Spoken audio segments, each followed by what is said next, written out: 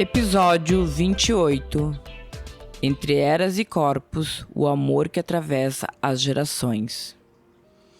Como pais e filhos e avós lidam com sexo, liberdade, tabus e expectativas sem falar a mesma língua, mas sentindo a mesma coisa?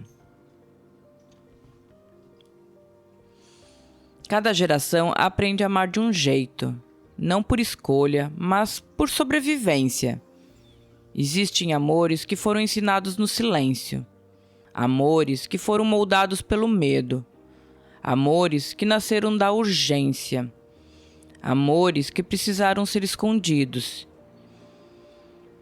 E existem os amores de hoje, que nascem da liberdade, do desejo, da conversa, da escolha. Mas quando mundos tão diferentes tentam se encontrar, muitas vezes a primeira coisa que aparece não é o amor, é o estranhamento. Hoje eu quero falar sobre isso, sobre o choque entre eras, sobre como entendemos ou não o sexo, o toque, o corpo, o desejo, o compromisso. Sobre o que é tabu para uns e natural para outros, e sobre as histórias escondidas nas gerações que vieram antes de nós. Quando pensamos em prazer, quase nunca pensamos em história, mas toda mulher carrega, na cama e no corpo, memórias que não são só dela. Carregamos ecos, sussurros, proibições que vêm de longe, permissões que nunca chegaram. Este episódio é sobre isso, sobre a herança silenciosa da sexualidade feminina.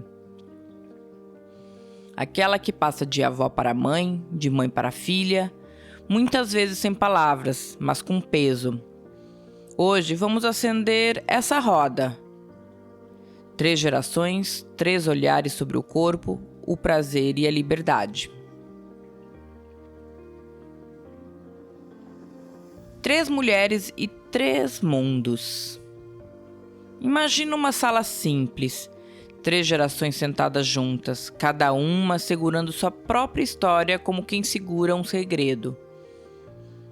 A avó, a geração do silêncio. Ela se chama Amélia, mãos enrugadas, olhar firme, colo grande.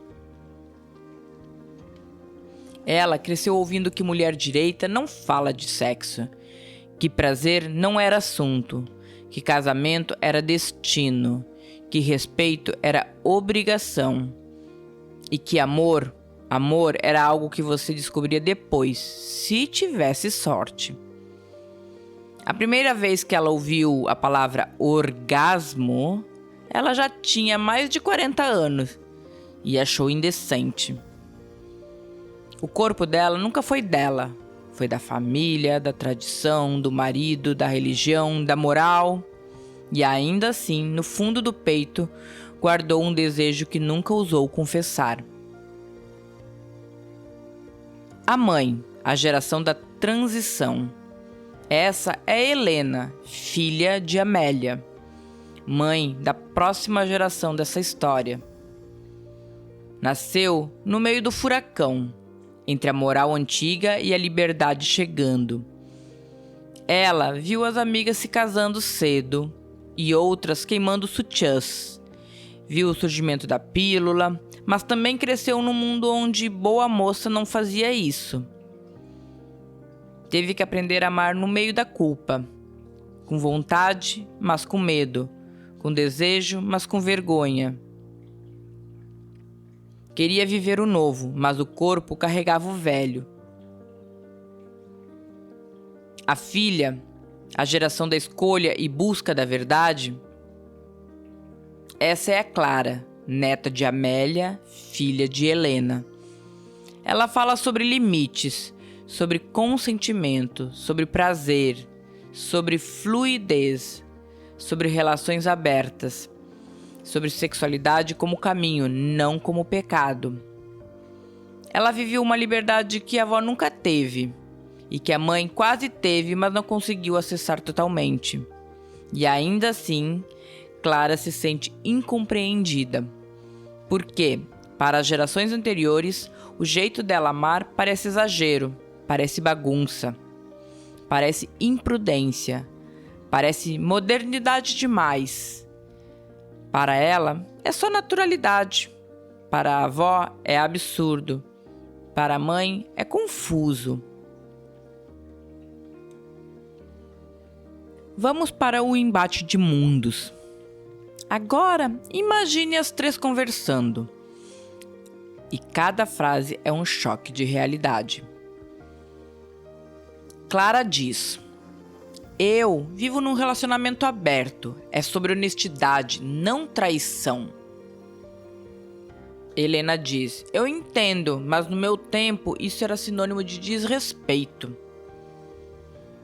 Amélia diz: vocês perderam o valor do compromisso. E cada uma delas está dizendo a verdade.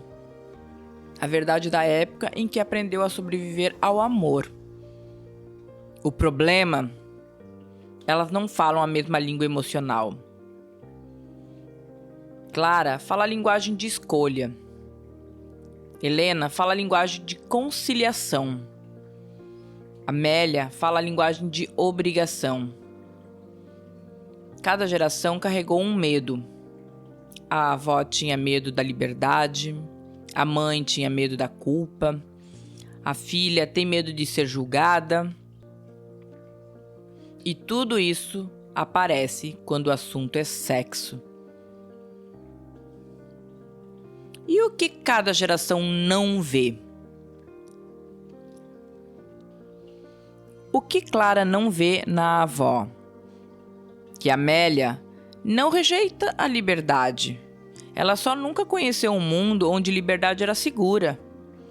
No tempo dela, a liberdade sexual destruía reputações. E reputações destruídas acabavam vidas. O medo dela é histórico. Não é dela, é do mundo que ela veio. O que Helena não vê na filha? Que Clara não despreza compromisso. Ela honra compromisso. Só que compromisso, para ela, significa outra coisa. Compromisso para Clara é diálogo, não prisão. É escolha, não destino. É construção, não obrigação.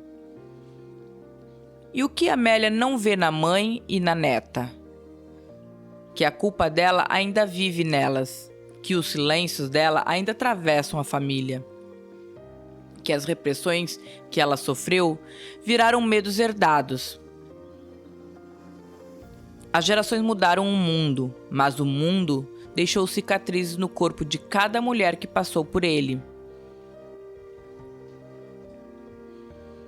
E quando o passado se abre? Imagina que Clara tenta explicar sua relação aberta, não querendo convencer ninguém, só querendo ser vista. Amélia fica tensa. Helena tenta traduzir. E, de repente, a avó diz algo que ninguém esperava. Eu não queria essa vida que eu tive. Eu só não podia escolher. O silêncio toma conta da sala, não por dor, mas por revelação. E, nesse momento, Clara entende. As críticas da avó não são sobre ela.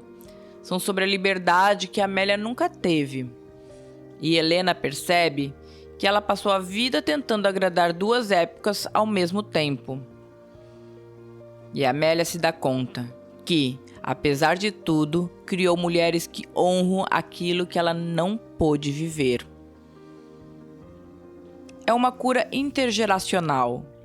Não dessas que fazem barulho, mas dessas que alinham o coração. Eu vou trazer algumas perguntas para a gente refletir. Talvez perguntas para levar para o caderno, terapia ou uma conversa com você mesma. Qual parte da minha sexualidade eu sinto que não é realmente minha?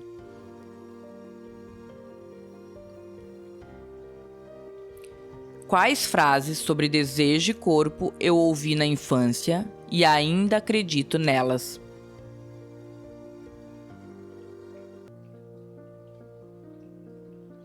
o que minha mãe nunca falou sobre sexo, mas eu sinto intuitivamente que ela viveu.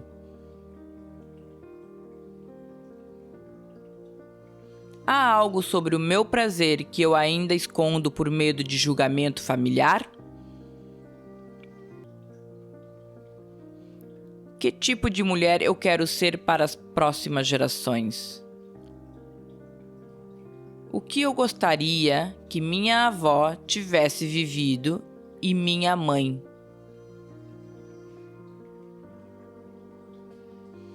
E se eu pudesse escrever uma carta para minhas ancestrais sobre prazer, o que eu diria?